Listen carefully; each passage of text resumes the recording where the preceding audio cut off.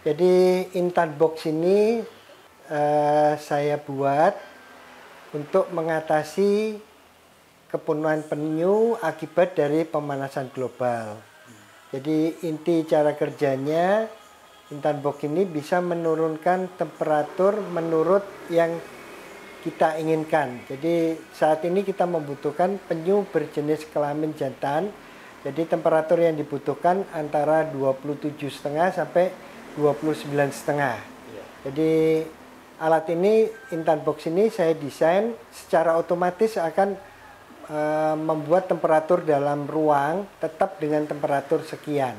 Hingga diharapkan penyu yang menetas akan berjenis kelamin jantan. Dan ini lebih praktis karena penetasannya hanya di dalam tabung tanpa menggunakan media pasir. Tanpa menggunakan media pasir, kita bisa minimalkan untuk jamur dan bakteri agar tidak bertumbuh dengan banyak. Saya terinspirasi membuat ini karena dari pengalaman saya membuat penetasan semi alami.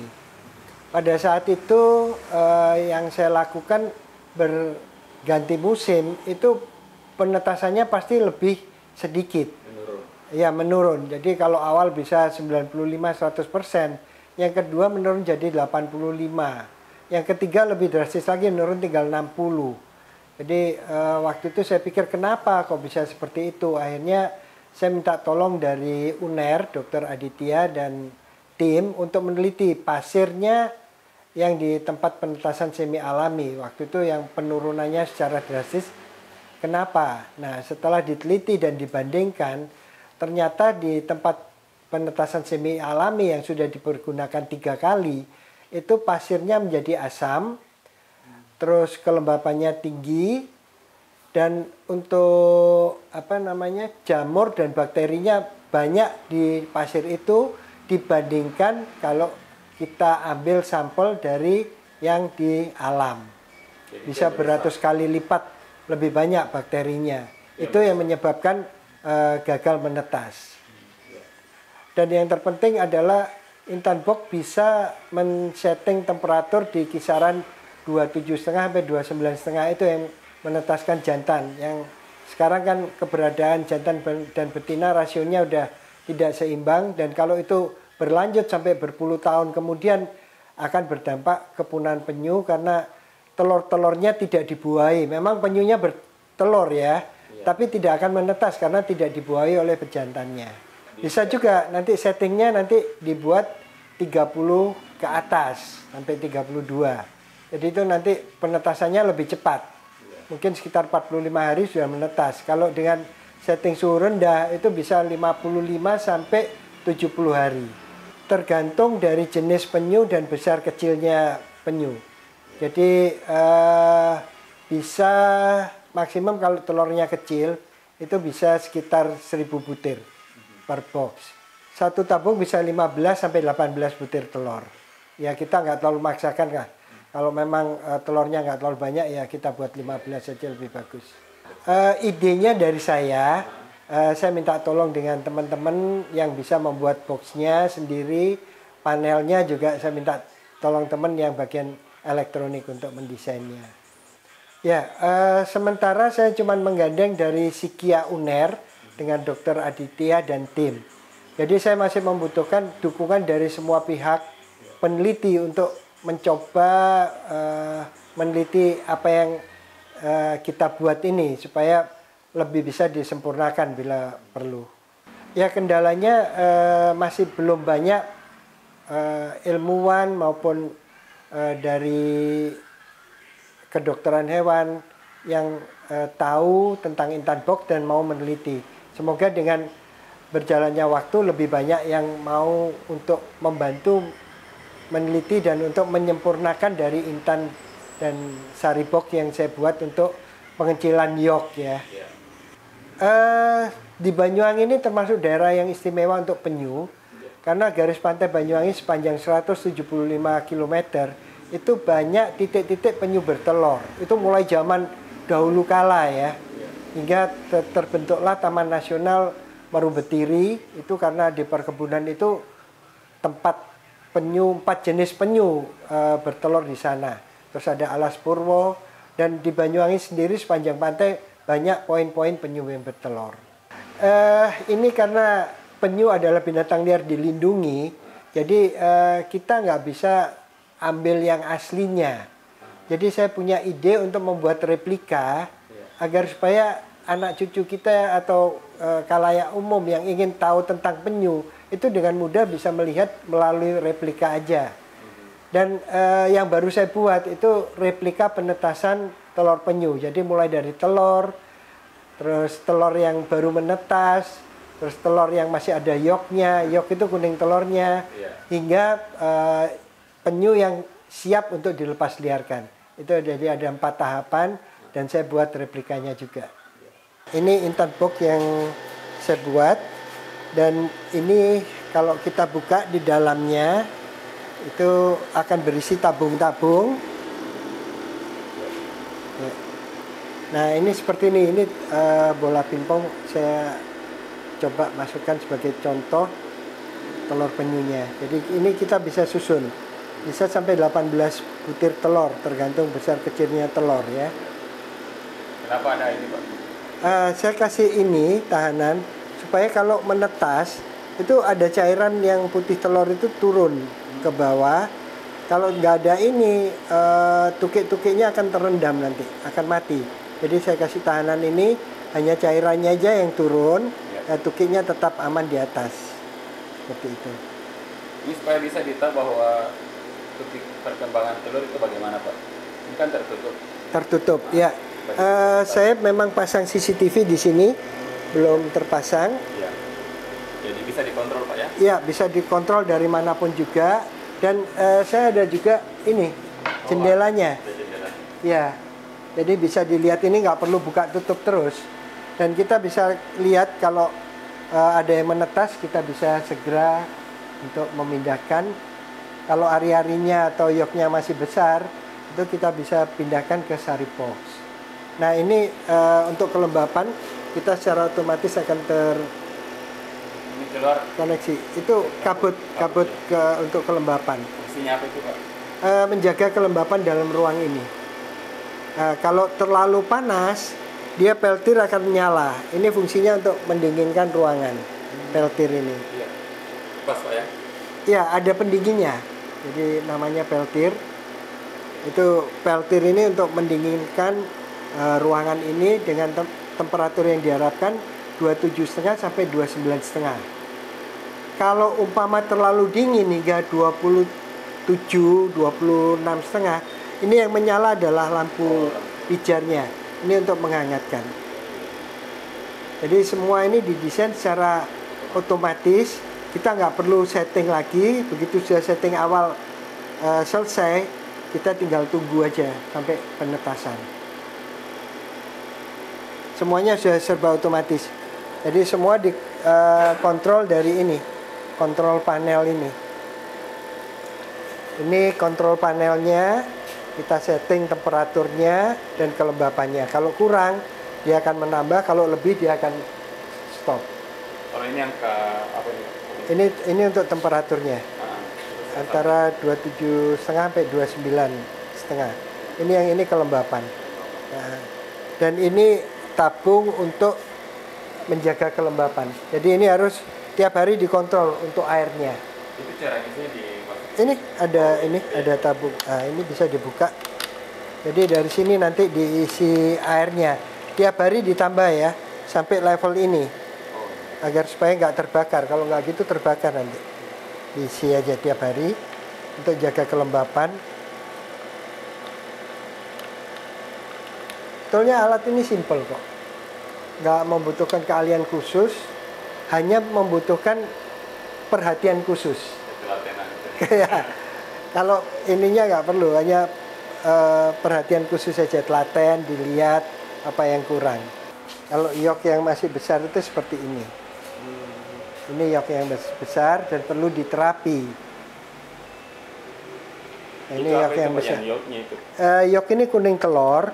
Sebagai persediaan makanan tukik kembali ke laut selama 4 hari dia nggak makan. Dia berenang mencari tempat yang sesuai untuk kehidupan semasa tukik.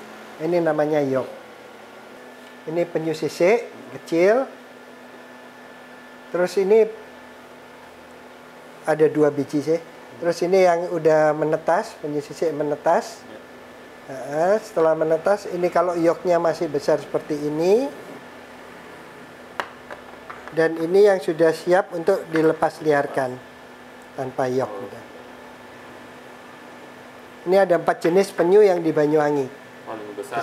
Ya, paling besar ini penyu belimbing. Ini paling besar. Yang paling banyak, Pak?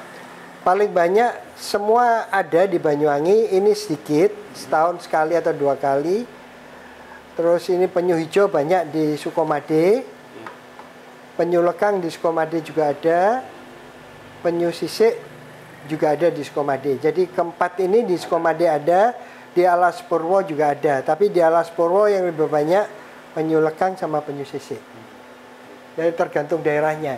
Di Taman Nasional Baluran juga ada penyu sisik yang banyak di sana bertelur. Kalau ada yok kita masukkan ke ini, ke sari box. Kita ambil contohnya ya. Pakai pengontrol suhu juga ya? Iya, sama. Jadi ini untuk mengontrol kelembapannya. Juga sama dalamnya. Ini ada handuk. Kita basahin dulu handuknya lembab. Baru tukik yang baru menetas dari tabung kita angkat, kita spray, bersihkan dikit dari pasir ya, cairan.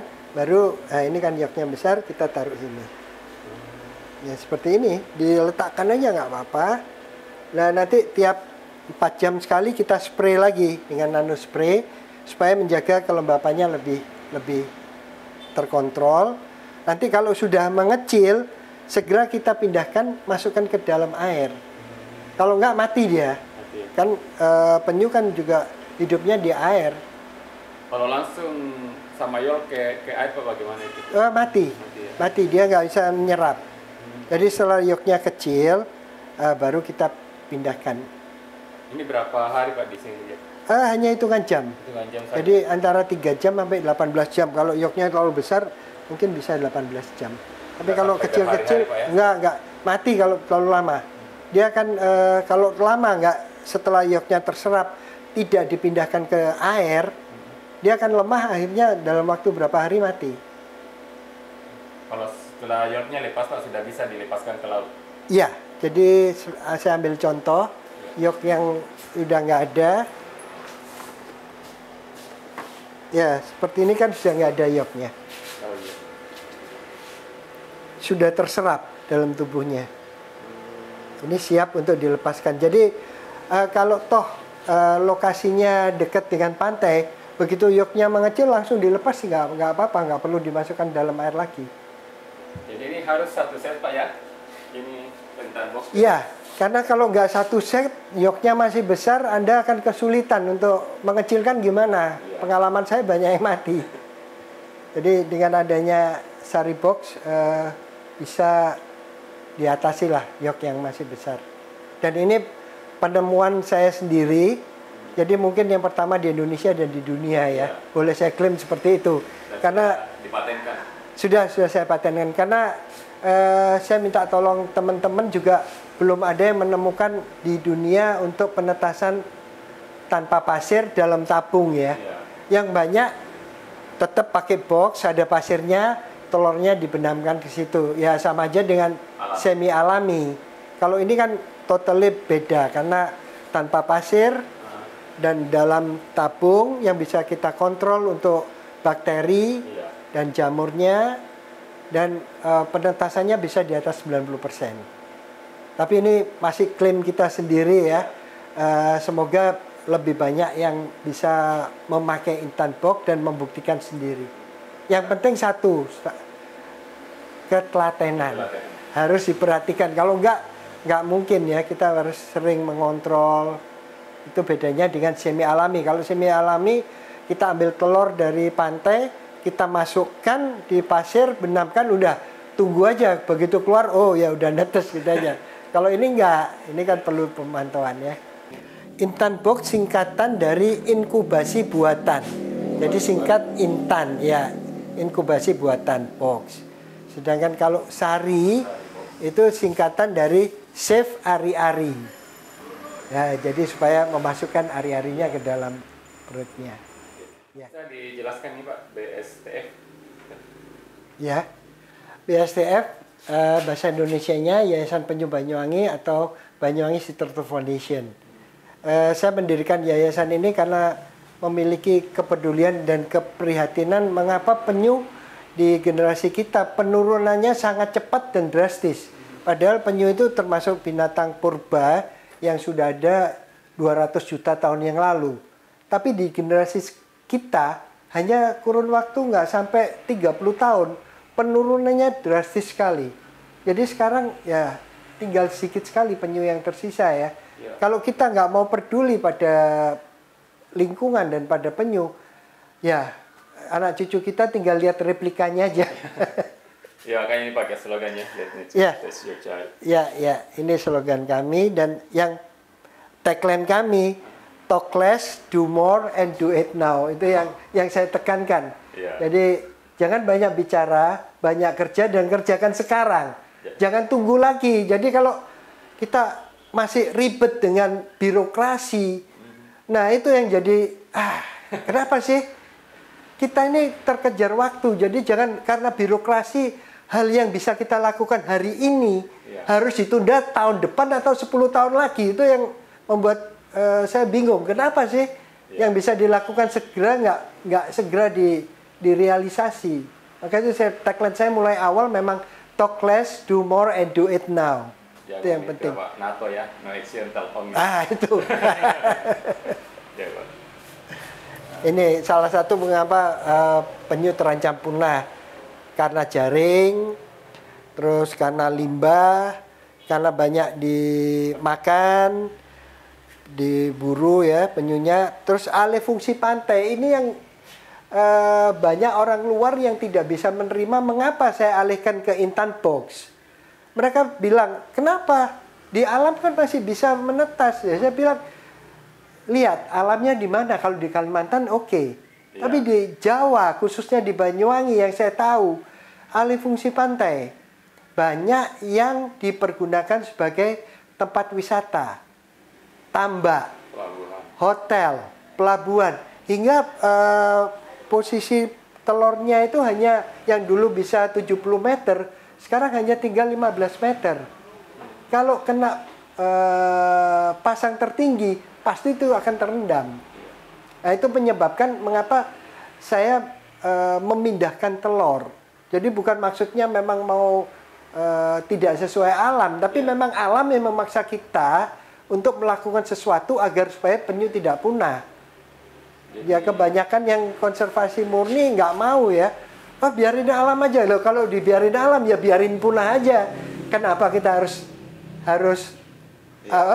melestarikan? Jadi ini Pak ya langkah darurat Pak karena ada. Iya, karena ini pemanasan global, alih fungsi pantai itu yang menyebabkan kita butuh membuat alat yang bisa berfungsi untuk tetap melestarikan. Ya biarpun untuk dampaknya itu perlu penelitian. Siapa yang tahu dampaknya ini dengan Intan box kalau secara teori wah tidak sesuai dengan alam ini bla bla bla. Mereka hanya berteori. Ya. Ayo kita bersama dibuktikan. Umpama ada yang mau membuktikan ini penetasan di alam, ini yang di semi alami, ini yang di Intan box. Dengan sarang yang sama kita bagi 3. Nah dari situ kita bandingkan. Nah kalau bandingkan gimana? Penetasan oke, kita bisa. Terus kalau untuk kehidupan selanjutnya di laut, kita mesti pasang tagging. Iya. Nah tagging itu bukan murah, apalagi nano tagging. Iya. Dan membutuhkan waktu berapa puluh tahun. Kalau kita hanya memperdebatkan teori, ya sedang punah penyunya. Jadi kenapa harus ini Pak ya, kolaborasi? Iya, dari banyak pihak. Dan kalau saya pribadi, saya cuma berpikiran sederhana. Apa yang kita bisa lakukan sekarang, kita selamatkan sekarang. kita selamatkan sekarang, jangan hanya berteori aja. Percuma kita ngomong panjang lebar 10 tahun kemudian tambah penyu, tambah habis, baru kita menemukan, wah ini yang baik. Ya, mari kita bersama di alam yang bisa dilakukan di alam, di semi alami yang bisa dilakukan, atau melalui intan box yang bisa dilakukan sekarang, kita lakukan bersama. Tujuan kita sama, hanya untuk melestarikan, bukan untuk apa-apa ya, hanya untuk melestarikan penyu. Itu yang poin yang harus dipikirkan oleh para pembuat kebijakan. Jangan dilihat, wah ini nanti ada apanya, wah ini nanti dampaknya gimana. Nah ini sambil berjalan kita, ayo sama-sama diteliti dampaknya gimana. Kalau setelah diteliti ternyata hasilnya jelek, ya udah di stop. Tapi kan kita nggak membuang waktu yang sia-sia. Karena tanpa penelitian hanya teori aja, nggak ada habisnya lah. Telur dan ayam mana yang duluan, ya muter itu aja nanti. Di sisi lain itu di lingkungan habitat alaminya sudah banyak yang rusak. Yang jelas, penyu dalam 30 tahun terakhir itu penurunannya drastis. Saya bisa bicara karena saya adalah dulu saya eksportir ikan hias tahun 80. Itu tukik yang saya ekspor itu puluhan ribu. Belum ada aturan. Setelah ada aturan memang saya berhenti ekspor. Tapi kondisi di perairan Banyuwangi khususnya yang saya bicarakan, sudah tidak pernah ditemukan tukik yang terjaring oleh nelayan. Itu saya buktikan, saya tanya nelayan yang saat ini ya, sudah jarang sekali. Mungkin 1 tahun cuma sekali menemukan masuk dalam jaring ya. Itu sudah jarang sekali. Kalau dulu tiap mereka melaut pasti dapat tukik dan itu akan dijual sebagai ikan hias. Jadi saya praktisi ya, bukan ini. Jadi saya tahu pasti keberadaan penyu yang di Banyuwangi. Kalau di lain daerah, mohon maaf saya bukan peneliti, saya nggak tahu. Yang saya lakukan adalah di Banyuwangi. Penurunannya dalam 30 tahun drastis sekali turunnya. Itu seperti itu.